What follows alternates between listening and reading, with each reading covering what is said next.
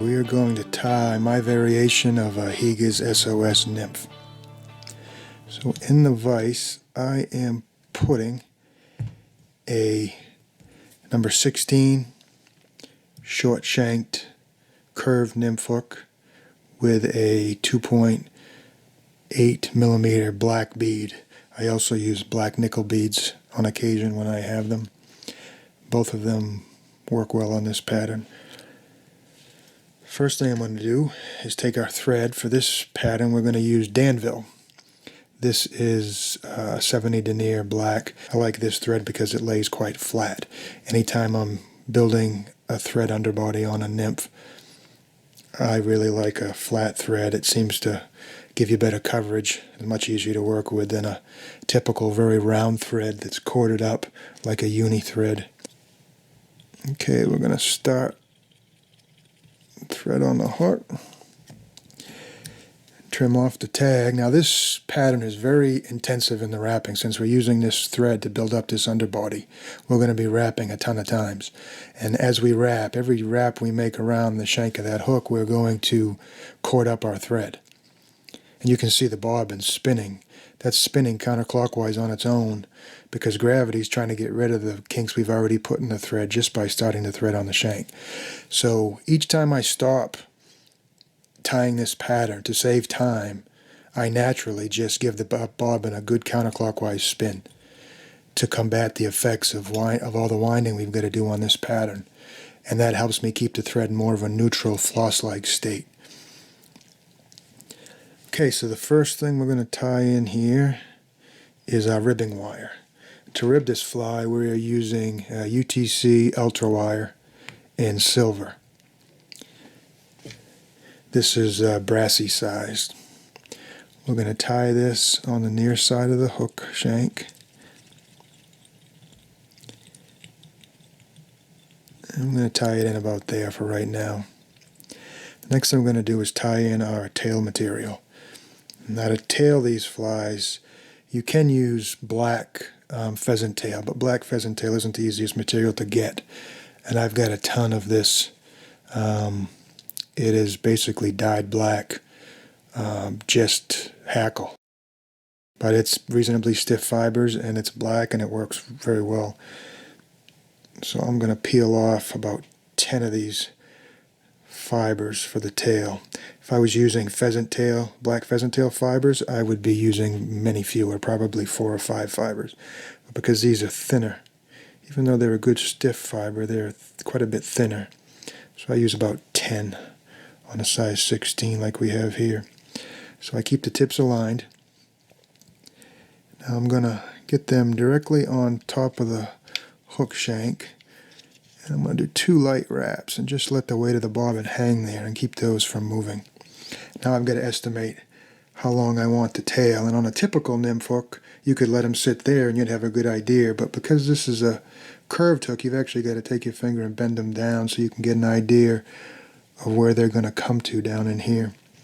On this pattern, I like the tail to come just about even with just about there.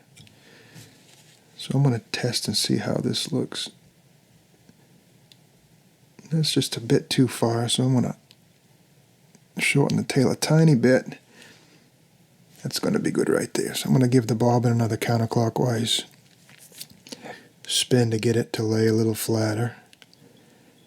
I don't want to cut these fibers with a really coated up thread. So I'm going to tie back. Now where I want this tail tied into is about halfway down the bend of the hook. It gives it that nice arched back look.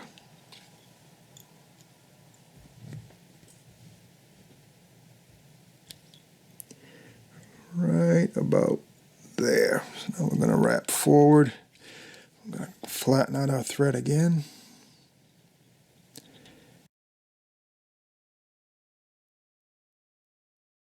Okay, so now I'm going to take this extra material and I'm going to fold it back. The reason I'm going to wrap over this is because I know I want a taper on this fly. I want it to be fatter up towards the head and I want it to be thinner towards the back, like a natural bug. So to taper the body, I'm going to utilize all the material I have. That's a a good thing to do when you're tying any fly. When you're tying in materials, kind of think 2 or 3 steps ahead, and how is this going to help you build the shape of the body that you want.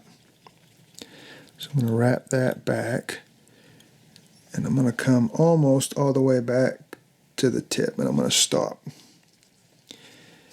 And I'm going to come forward again with touching turns. I'm going to give the bobbin another spin to flatten that thread out a bit. And now we're going to do it again. This time we're not going to go back quite as far. We're going to stop a little short of that last place we stopped. I'm going to come up.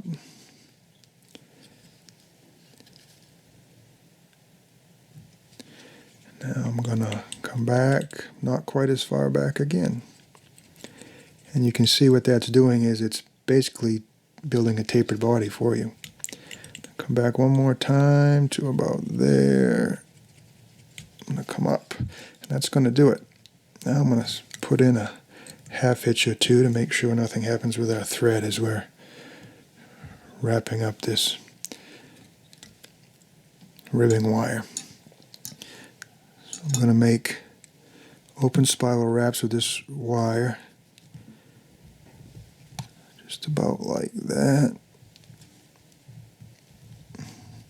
You'll typically have just about four wraps showing from behind your thorax when you're done tying this fly. I'm going to capture that wire right there. Okay, 4 good firm wraps to capture it, and then we're going to helicopter it off. There we go.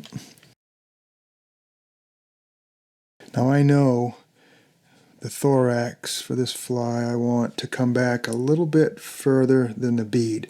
I want the thorax to be, the rule of thumb I use is about 1.5 times the size of the bead that I'm using, give or take, but that's a rough guideline. So just about where that thread is now is that dimension, and that's about where I want the thorax of this fly to stop. So that's where I'm going to tie in our next material, which is the wing case material. And for this pattern wing case I use a red flash, just a simple mylar flash. This actually came from a big package from the dollar store. I believe it was the type of stuff that you put in birthday presents in a bag with a present to, make it look fancy or whatnot, but it's just flash. It works great for the purpose. It's plenty durable, and $1 got me enough of that material to tie for 3 lifetimes. So I'm going to tie that in directly on top of the hook. I want it to be exactly in the center, because that's going to be our wing case material. We want it to start in the center, and we want it to finish in the center. So I'm going to bind that down in good shape. I'm going to bring it right back to that spot I had earlier. Now to dub the thorax of this fly, I've got black antron dubbing here. This is actually black rainbow antron. It's black, but it's got rainbow colors kind of mixed into it. It kind of looks nice.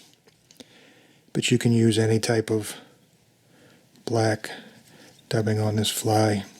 You could use a straight black, hair of any kind, darn near anything. But I like the way this looks, so that's what I'm going to use. So now we know we want this thorax to be about 1.5 times the size of the bead. So we want to keep that dubbing noodle good and tight, so we don't have it separating from the thread. That's just about right there. Yeah, that's going to be fine. Okay, now we're going to tie in our leg material. The legs, I like to use, this is a crystal flash. It is black on one side and silver on the other. And crystal flash is made up of a really twisted, kinky flash. Kinky? Not that type of kinky. It's a kinked up flash, and I'll use that for the legs. This pattern is going to have 2 legs coming out each side, so I bend the crystal flash over about 1 inch, and I tie the middle of that in with an X pattern. I'm going to go 2 times around going that way, and 2 times around from the other direction. Basically what I've done is I've I made 2 wraps going like this, and then I came 2 wraps going like this to make an X crisscross to really lock those legs down in. I'm going to give it a good firm tug and make 1 wrap behind the legs, and then I'm going to take these legs back and hold them back and make 3 or 4 wraps and pin those legs in the rearward position, which is where we want them for this pattern. So they're going to look like that. So after I've got them pinned back in good shape, I'm going to take the flash, tie that flash down. This is basically the wing case. I'm going to go 4 wraps around just the flash, and then I'm going to peel it back. I'm going to go 2 or 3 wraps to secure it, and I'm going to grab my whip finish tool. I'm going to go right into a whip finish. I'm going to put in a couple of whip finishes on this fly for durability, and then I'm going to go back and trim everything. Set that knot, pulling about 70% of the break strength of that thread to really set that knot down in there.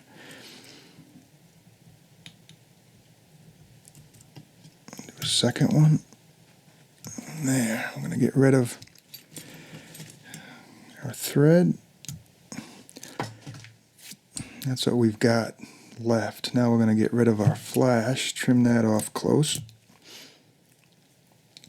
And then we're going to cut our legs. And the legs length I like to be just shy with the back edge of the body. So I'll stick my scissors right up against the back edge of the body and angle them in a tiny fraction and trim all 4 of those pieces at once. And then that's what we're left with.